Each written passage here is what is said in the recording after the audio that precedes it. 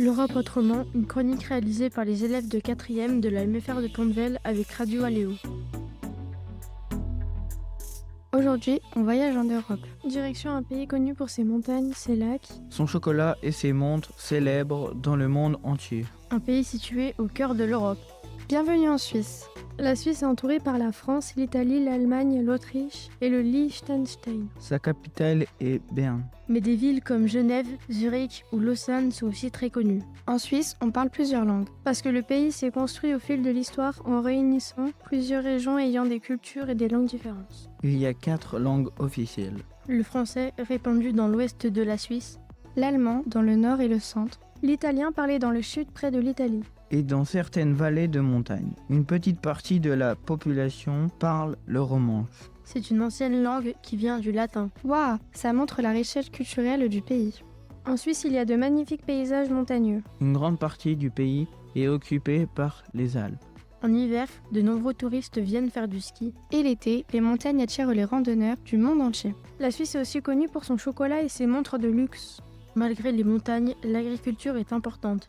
Les agriculteurs élèvent beaucoup de vaches laitières pour produire du lait, du beurre et du fromage. Des fromages célèbres comme le gruyère ou l'emmental sont fabriqués en Suisse. Dans certaines vallées, on cultive aussi des céréales, des fruits et des légumes. Le pays fait très attention à protéger l'environnement. Les paysages agricoles sont propres et bien entretenus grâce à des règles strictes.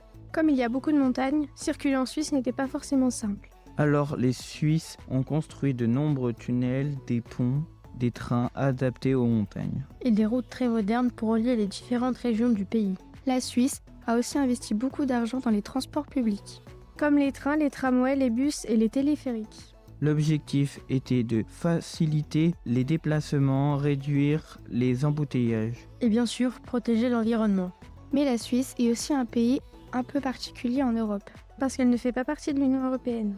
Ah bon, pourtant elle est en plein milieu de l'Europe. Oui, mais les Suisses préfèrent garder leur indépendance pour certaines décisions politiques et économiques. On dit souvent que la Suisse est neutre. Pourquoi ? Parce qu'elle participe rarement aux guerres entre les autres pays. Elle ne prend pas position dans les conflits. Grâce à cette neutralité, de nombreuses organisations internationales se sont installées à Genève. Comme le Comité international de la Croix-Rouge. Une organisation qui aide les personnes blessées ou en danger pendant les guerres et les catastrophes. Il y a aussi le siège de l'Organisation des Nations Unies qu'on appelle l'ONU. L'ONU est une grande organisation internationale où de nombreux pays travaillent ensemble pour essayer de maintenir la paix dans le monde. En Suisse, les habitants ont un niveau de vie élevé.